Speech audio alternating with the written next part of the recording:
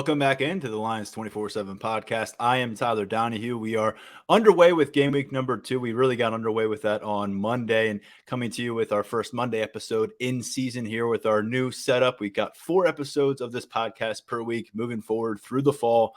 Mondays of game week where we take a look back, a little more in-depth, some things that we may not have gotten to on the post-game podcast. We'll also do some recruiting conversations as we did yesterday. Tyler Calvaruso joined us to break down the impact of getting all those prospects back into Beaver Stadium. If you missed our Monday episode that we snuck in there, make sure you out about 30 minutes on recruiting and a lot more on game number 1, which was a 38-15 victory over West Virginia for Penn State. We now bring in Daniel Gowan, who you heard from on Monday. He'll join us every Tuesday coming out of James Franklin's press conference. We have video of that entire press conference. We have notes from that press conference. We also have notes from a couple conversations with the quarterback room and Drew Allar and Beau Pribula being made available here on a Tuesday morning. So whenever we can talk to folks, we're going to share that information, some quotes, context at Lions 24/7. Our VIP thread is up and underway for game week number 2. And I just want to point out it's the last day of our 50% off kickoff special. It started toward the tail end of last week. It ends Tuesday at midnight. So if you're catching this one on a Tuesday and you had not done so yet, it's a 50% off annual subscription. It takes you all the way through next preseason camp. It's a really good way to get into the door, and then you'll be all set up with all the different upgrades and availabilities that you get with entering the 24/7 Sports Network. But Daniel, we'll talk about your VIP piece that you put up in just a little while longer. But let's get to the rankings. We waited a while longer. Normally they drop on Sunday afternoon, and we can break them down by the time the NFL games arrive. But in this instance, you had Clemson and Duke playing, and what a train wreck that turned out to be for the top 10 Tigers. And on Sunday night, of course, you had Florida State and LSU playing, and what a train wreck that turned out to be for the top 10 LSU Tigers. And so now we get to the finish line of week 1 formally, and Penn State stays put for all the movement and action that we saw. Colorado is stealing the headlines because they've burst onto the scene from 1-11 to a ranked team here in early September. Penn State still at number 7, but as James Franklin said, you look around the chaotic start to this college football campaign, you feel pretty good about what you put on the field on Saturday, getting to 1-0. Yeah, that's one of James Franklin's, I think, staples, especially early in the season when there's a lot of these non-conference games, a lot of games with heavy favorites, that winning in college football is hard, and that you should always be grateful and appreciate it when you can get it done, because you saw what happened to Clemson on Monday night. You saw what happened to LSU on Sunday night, and a couple other teams. Texas Tech out at Wyoming. A couple of ranked teams went down this week. Penn State, 21-point favorites, held on. They got by West Virginia. They're 1-0. Obviously, there's stuff to work on, but I think 7 is about where we expected Penn State to be coming into the season. It's about, I think it's a fine spot after 1 week. They did get leapfrogged by Florida State, and then LSU tumbled out from above them. So there was a decent amount of movement around the poll, but Penn State managed to hold on to its spot. Moving forward, you don't expect the needle to move much after Delaware. But then once we get into the end of this year with Illinois, who is receiving votes in both polls, and Iowa, who was the first team out of both polls, unofficially number 26 in the receiving votes section. Depending on how these next couple weeks go, there's a chance that the Hawkeyes could be ranked when they come to Beaver Stadium for the whiteout on September 23rd. So, there's a lot of moving parts right now. I know that you see a lot of, there's only one ranking that matters. And, in the grand scheme of things, that's probably true. But I think that these things are worth keeping track of and worth breaking down to see where Penn State fits in the greater context of the the college football world right now, especially in a season when there's such high expectations, and that you're really expecting Penn State to be hovering around that top 4 as we get into October, as we get into November, and as we get closer to December. In terms of the AP top 25 rankings right now, Penn State at number 7, ahead of number 10 Notre Dame, number 9 Tennessee, number 8 Washington. All 3 of those programs were on their way up by at least a couple spots after week 1 wins. And then looking ahead of Penn State, you've got Southern Cal at number 6. Ohio State dropped a couple spots down to number 5. Part of that reason was Florida State jumped from 8 to 4, as Daniel referenced. Alabama at number 3, Michigan at number 2, and Georgia, the 2-time defending champs, at number 1. Georgia has 58 first place votes. Michigan has 2. And how about this? Florida State has 3 first place votes after their dismantling in that second half of LSU. We'll see what holds up through week 2, what holds up through September. A lot to learn about everybody across the country. And look, that's our job here on the Penn State football beat, Daniel. We had a great opportunity to do that on Saturday, finally seeing this team play somebody else for 60 minutes of action. And then our first chance to get a follow-up with James Franklin and company on a Tuesday, coming out of one game and looking ahead to the next. But before we went back to Beaver Stadium and to hear from James Franklin, we got word, and this was another thing that was delayed because of the college football schedule this week, but Drew Allar, how'd the first start go? Well, he was named the Big Ten Offensive Player of the Week, not Freshman of the Week, Offensive Player of the Week. He was considered the finest performance put out there by an offensive player across this conference in his first start. We went through the numbers a bunch of times the last couple of podcasts. Let's do it one more time. 21 of 29 passing, 325 yards, 3 touchdowns, no turnovers, helped in that regard by a Keandre Lambert-Smith pass breakup in the end zone. But look, the body of work, we've kind of hammered it home. You, me, Mark Brennan, the last couple of podcasts, and nationally it's being recognized. And all of a sudden people are starting to view this Penn State team, not so much based on projection, but what they now have seen on film. Yeah, I think that we talked about Drew Allar coming into the season with a lot of attention on him, but a lot of curiosity about him too. I know that in our circles, especially the people that cover Penn State day to day, we've known about Drew Allar for a while. When you talk about our little bit wider circle in terms of people in our network, 24/7 Sports, Drew Allar was a 5-star quarterback, the number 1 quarterback in the class of 2022. So, among a lot of our coworkers and colleagues, he's been a known commodity. But I think that if you're talking about, even a casual fan of a Big Ten West team, potentially even a diehard fan of a Big Ten West team, maybe Drew Allar isn't on your radar. If you're a Big 12 fan, SEC fan, wherever else, he might not necessarily be, someone who is on your radar. We talked about his recruitment. He wasn't one of these guys that was a wire-to-wire 5-star. He kind of burst onto the scene late. And because there's no drama in his recruitment, and once it was Penn State, it was pretty much shut down from there. He wasn't someone who kind of re-entered the headlines at various points. So, I think that he was tucked away a little bit last year, but he gets to announce himself, gets this Big Ten Offensive Player of the Week honor. Sean Clifford won it twice last year. He was the only Penn State player to be named the Conference Offensive Player of the Week. But then you go through Nick Singleton and Katron Allen, each had a couple Freshmen of the Week. Jair Brown was a Defensive Player of the Week.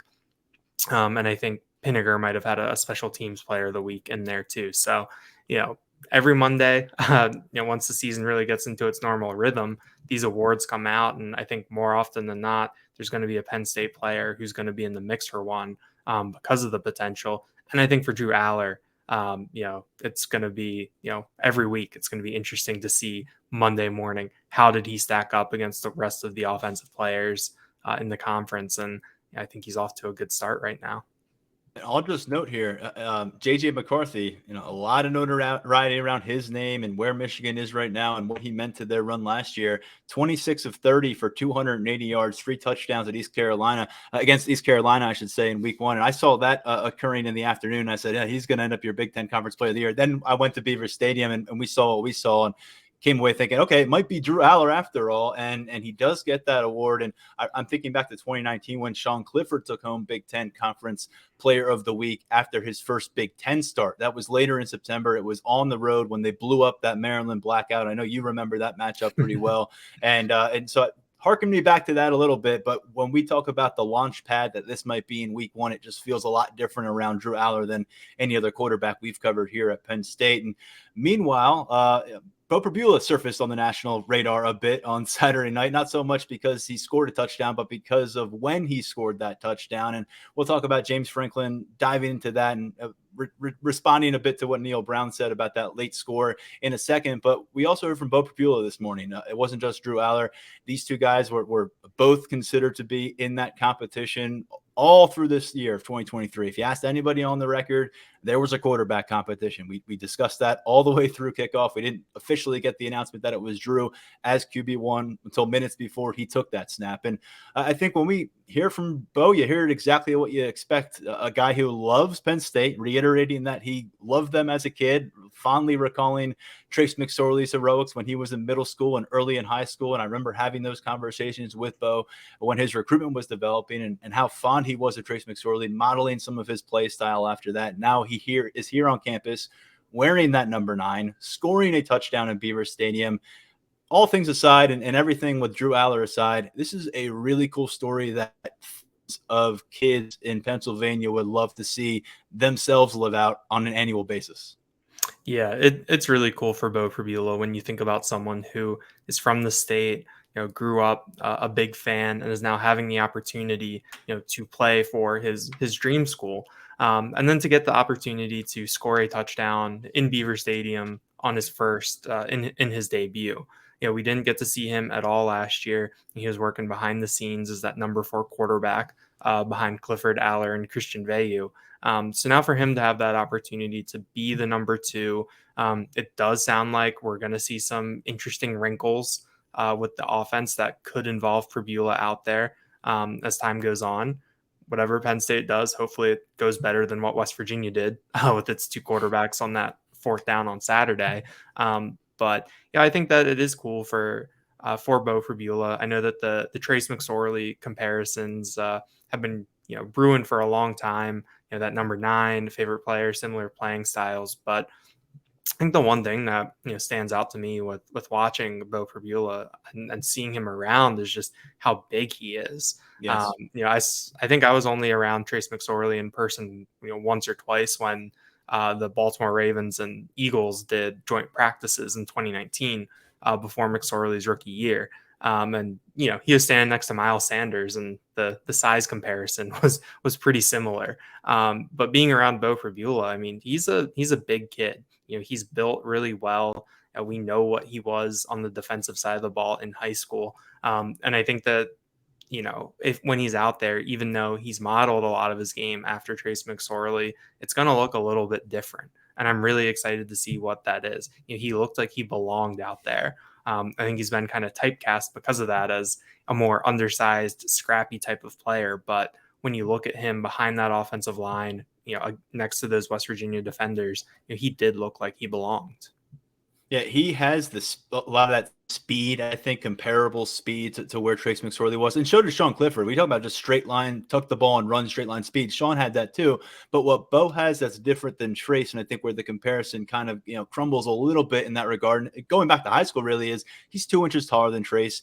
He's really about the same weight right now at 19, 20 years old as Trace McSorley is as a 28-year-old in the NFL. I just checked his NFL profile. They have him listed at 6 foot, 210 pounds. I believe Beau Pribula is 205 pounds at about 6'2" right now. And he's a guy that when we went back, a couple of weeks ago before the season started and we drafted our 11-man teams, and Mark made that pick and said he's my number 1 guy. And, he wasn't messing around. There really was a Power 5 prospect profile to be considered at defensive back or elsewhere on the football field for Beau Pribula. Remember, he developed at Central York and did things with that program that had never been accomplished. This wasn't any kind of a quarterback factory.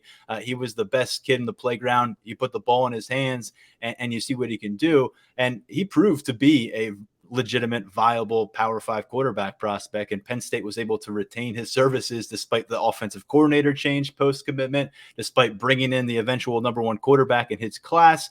This kid loves Penn State. You're going to hear that hammered home over and over, and that's what makes him a little bit different than if they had brought some kid up from Florida with Drew Allar, or if they had brought a kid up from North Carolina, someone who doesn't really have roots on the ground here. There's a lot of roots that Beau Pribula has already sunken into the soil at Happy Valley, and now he's getting opportunities. And I'm curious. I don't think it happens against Delaware because I don't think it makes a lot of sense from them from a competitive standpoint to put him out there and start to show your hand and what you might do with him on the field with Drew Allar.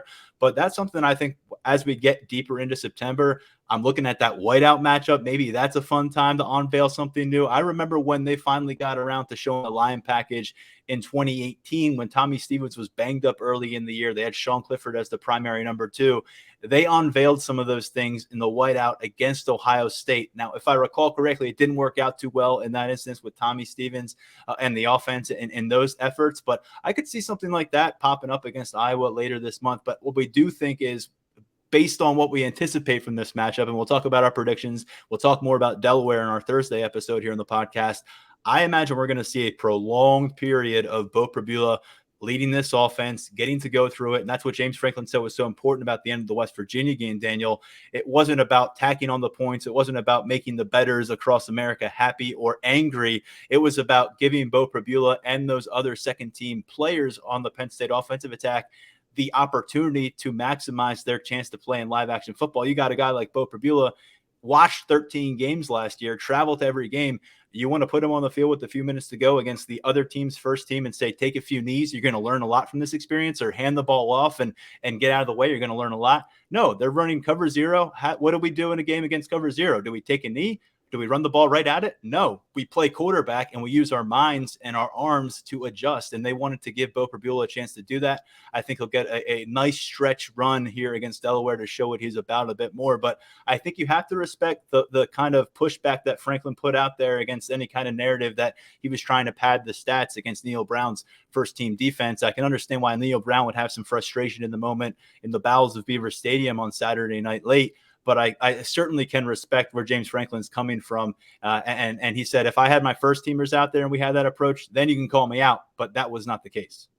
Yeah, I thought that James Franklin made a good point when talking about that you're not putting those second teamers out there to, take a knee. You talk about getting them experience. And this is something with Penn State that, especially these past 2 years, dating back to that 2021 Iowa game, the lack of experience for some of these backups, that's something that Penn State wants to remedy as much as they can early in the year. And I think that in this West Virginia game, it's even more important for Penn State to get that experience because of the way the schedule is set up.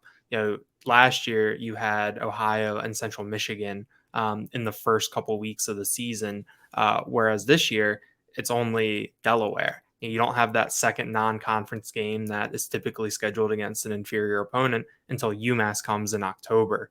And then, right after Delaware, you're going to Illinois. It's a hostile environment.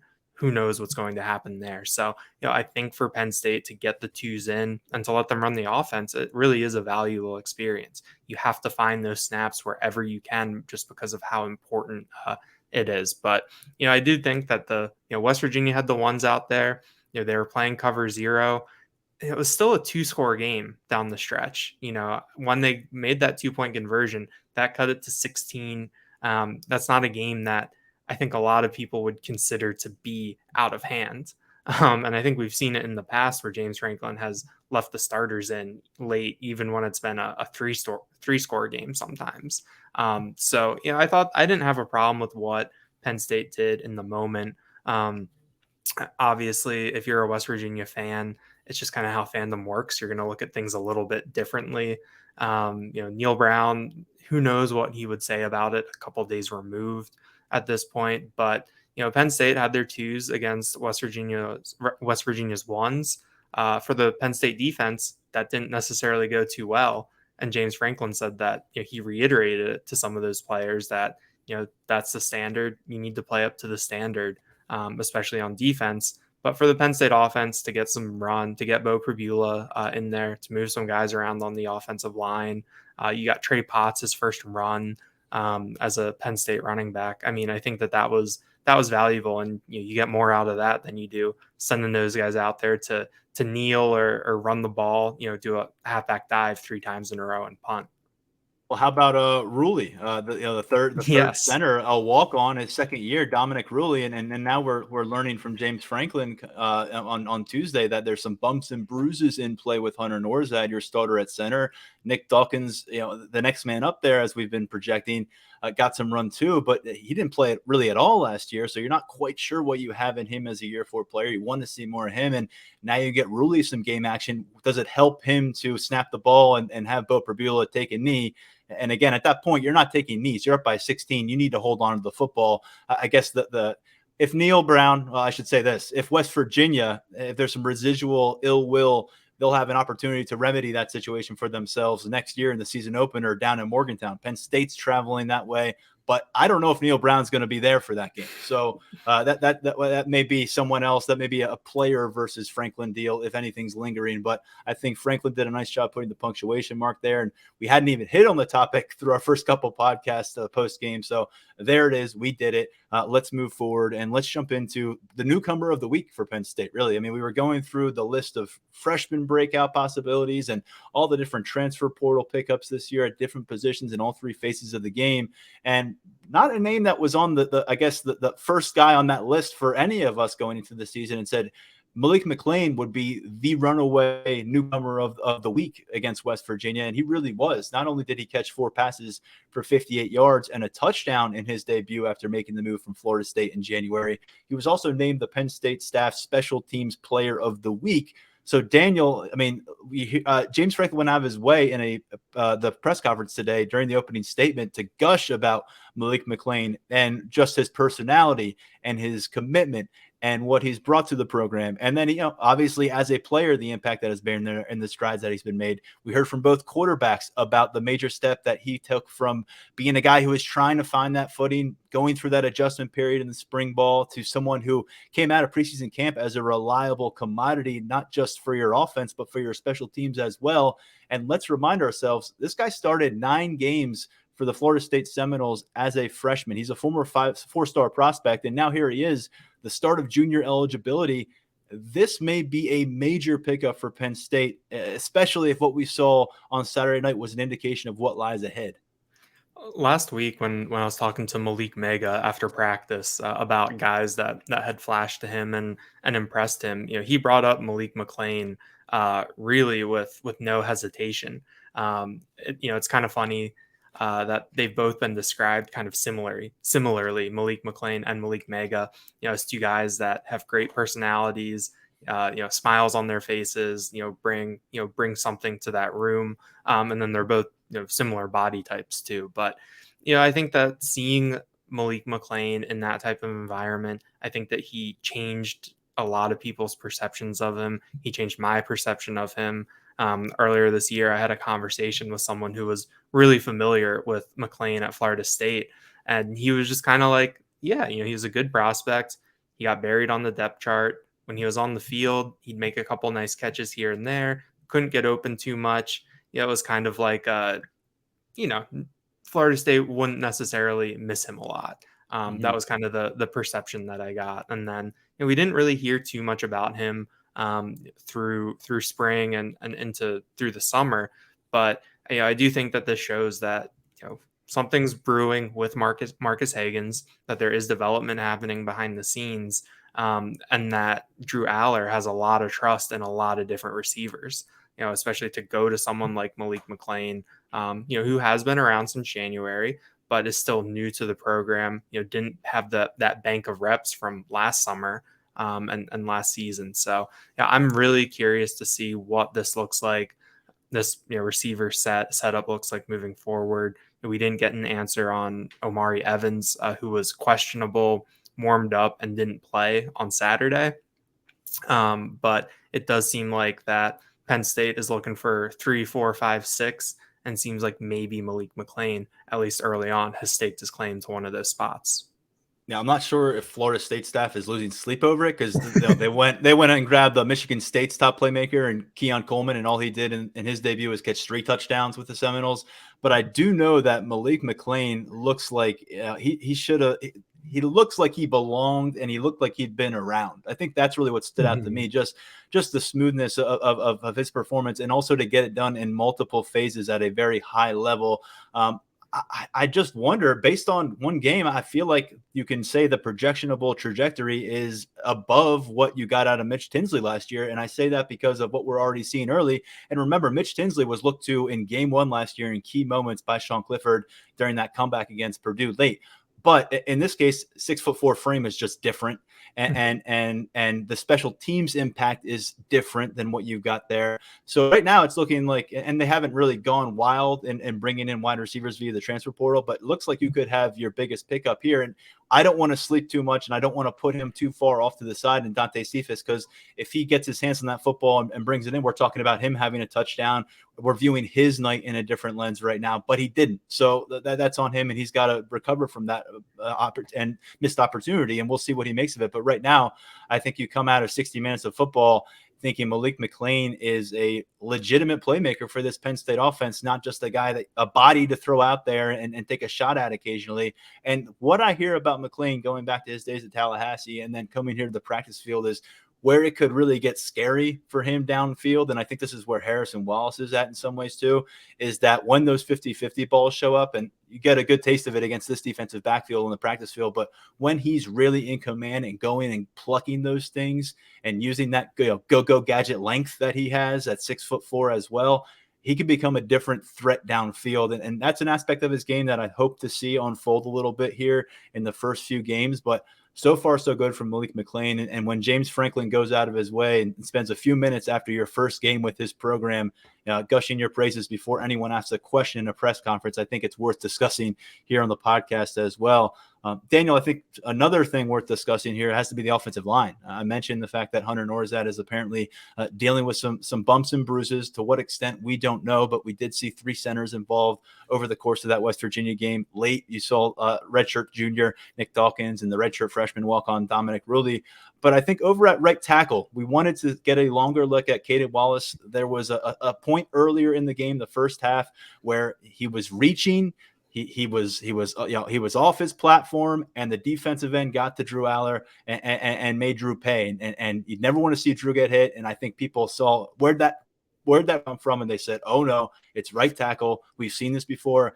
And I think there was probably a temptation for a lot of folks out there in the press box, in the seats, watching on TV, to let that be the lasting image of game one for Caden Wallace. But I encourage people to get a better scope of the full body of work he put out there. This was not a liability situation. I know that was a moment in time that you don't want to see pop up against a Michigan or an Ohio State. We know what happened off the edge in some of those matchups last year.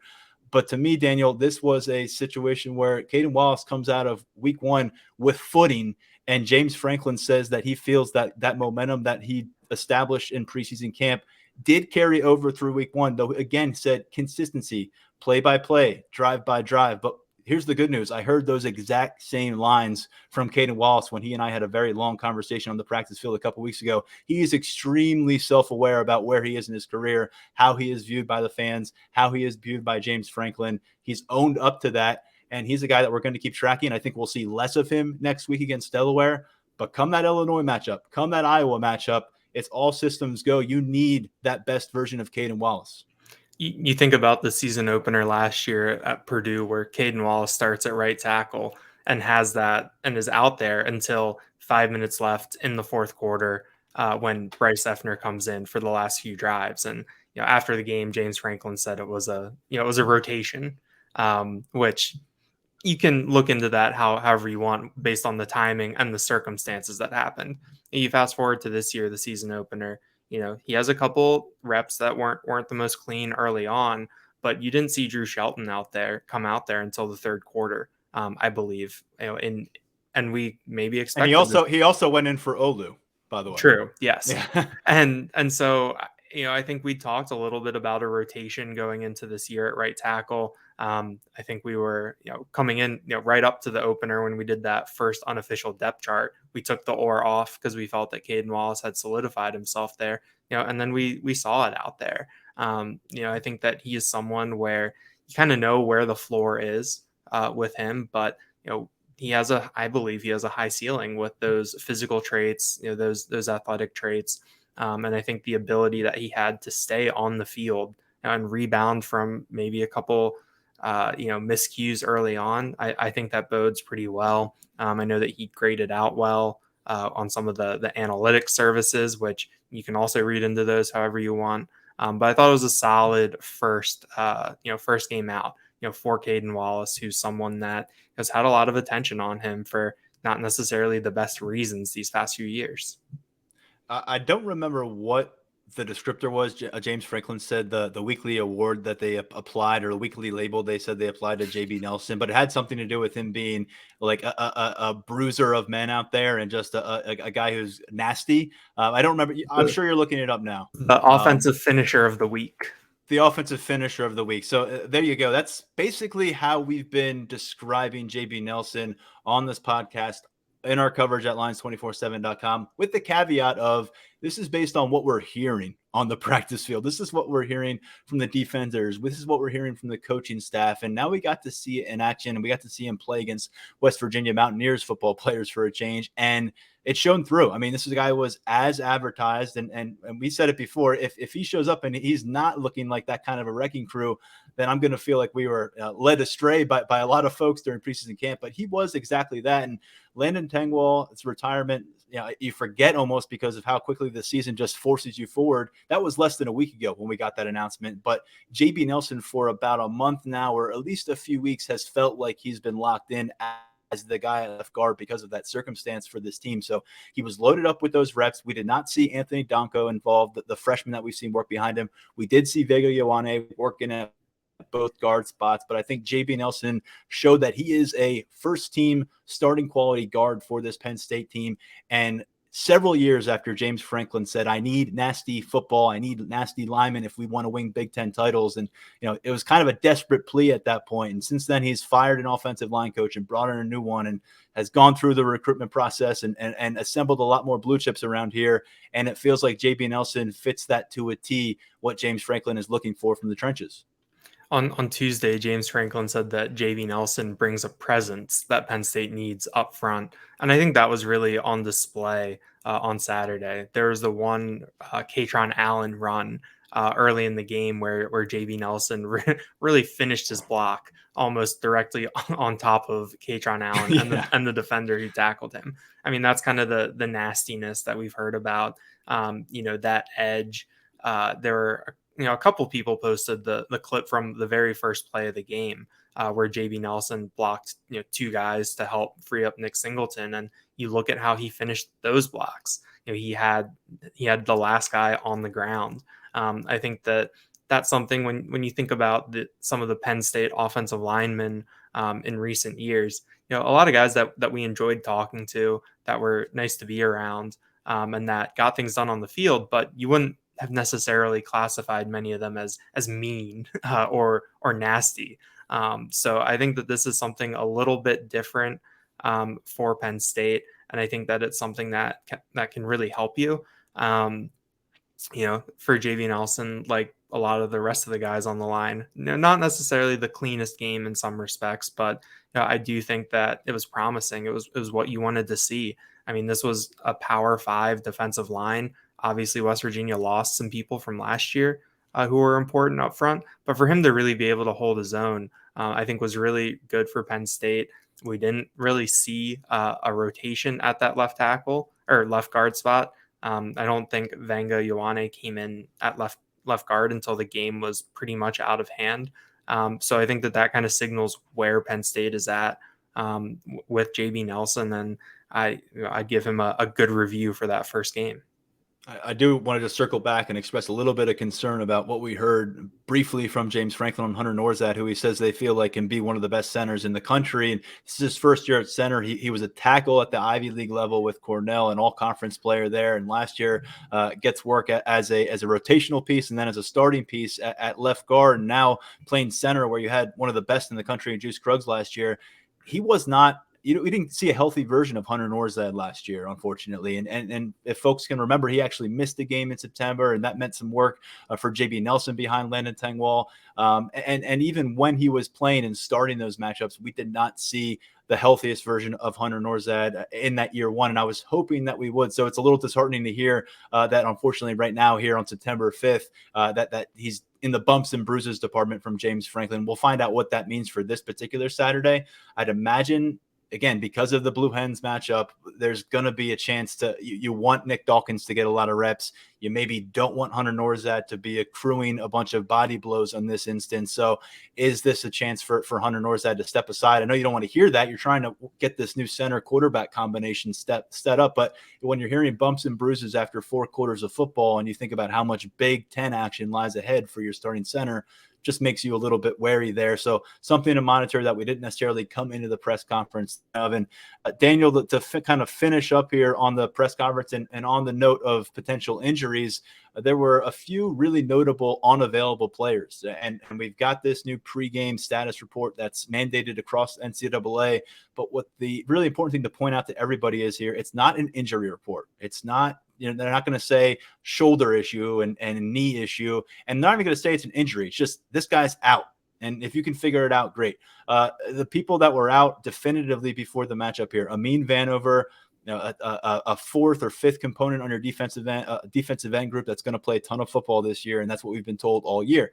You've got Keziah Izzard, a guy that very well would have started in week 1. Maybe Zane Durant does get the start, but either way, he's playing a bunch of football there. And then you've got Daquan Hardy, who is a starter for you in that nickel slot role. He's been there for a few years now, 5th-year senior. Omari Evans was listed as questionable. He was in his pads. He was going through warmups. He did not participate in the game at the end of the day. But Daniel, those 3 were specifically asked about during the press conference, and the phrasing of it here was, is it season-ending injuries? And folks who have followed James Franklin and what he's willing to talk about and not talk about the injury front is, look, if it's a season-ending injury, I will tell you. Otherwise, probably not going to give you much. He confirmed, no, none of these guys are out for the season. I want to reiterate, we don't know that all 3 of them are injured, or maybe 2 of them, or maybe 1 of them. We're going to see this team on the practice field on Wednesday. We'll be with our binoculars in the press box on Saturday. But I think between now and Saturday, we hope to ask a follow-up again with James. We'll see what he comes up with in terms of a reply, if we can get any more clarity here on any of these 3. But their availability does matter. Maybe not so much this Saturday, but these are 3 guys that, again, you could probably say are in the top 20 to 25 members of this defense, and they're going to go deep on a weekly basis on that side of the ball. Yeah, I mean, when you talk about Daquan Hardy and Keziah Izzard, I mean, both of them have the potential to be kind of de facto starters based on the amount of reps that they play, whether or not Penn State opens with either of them on the field. I mean, when you talk about maybe the top 15 players on the defense in terms of usage, I would expect both of them to be projected to be in that group. And then you look at what Penn State did defensively, where with how they move their personnel around, how they use multiple defensive backs. How does that look different when you have Daquan Hardy? I think that's something interesting to watch. And then, I pegged Amin Vanover as an under the radar player to watch this year in one of our kickoff roundtables. And we've only heard good things from him about him. Mm-hmm. Heard from Adisa Isaac at Big Ten Media Days. I think Olu Fashion, who had some good things to say about him too. He's I think he's the heaviest defensive end that they have on the roster. I remember early in his career 2 years ago, Brent Pry did, a 3-man front in a passing situation, and Amin Vanover was the guy over the center. So he's someone who is bigger, brings something a little bit different there. So I think that all those guys, the way the game ended and with what happened during the game, I can't say you necessarily missed them. Maybe Izzard in the middle of that defense. But I do think that when you get to Illinois, Iowa, teeth of Big Ten schedule, these 3 guys are all Big Ten quality players. They have experience, they have reps, they've held up, and you need as many of those guys, available to you as you can in order to make things happen this year. We're working our way towards a noon kickoff Saturday in Beaver Stadium. And as I mentioned earlier, 50% off VIP deal going until midnight tonight on a Tuesday. And I mentioned that again because we've got a few VIP staples that I think a lot of folks have responded well to at Lines 24/7. I mean, not necessarily something we didn't do last year, but a game snaps analysis piece. We don't just give you the game snaps. We give you the game snaps and explain why they matter and what actually stood out from this usage, where guys were used. who didn't show up, and also maybe some surprises along the way. You never know on a week-to-week basis. And by the way, it's going to be really interesting to go through that game snap report after the Delaware matchup, I think. And Daniel's got a piece that he does called the Game Rewind, and it's kind of a mix of a lot of leftovers from the notebook from the weekend, but really some observations that I know you get when you turn on the TV, rewatch through everything, because it's one thing to see everything in live speed as we do from the press box, and it's a great vantage point and there's a lot to be gained from it, but there's also something to be gained from re-experiencing it via the television broadcast.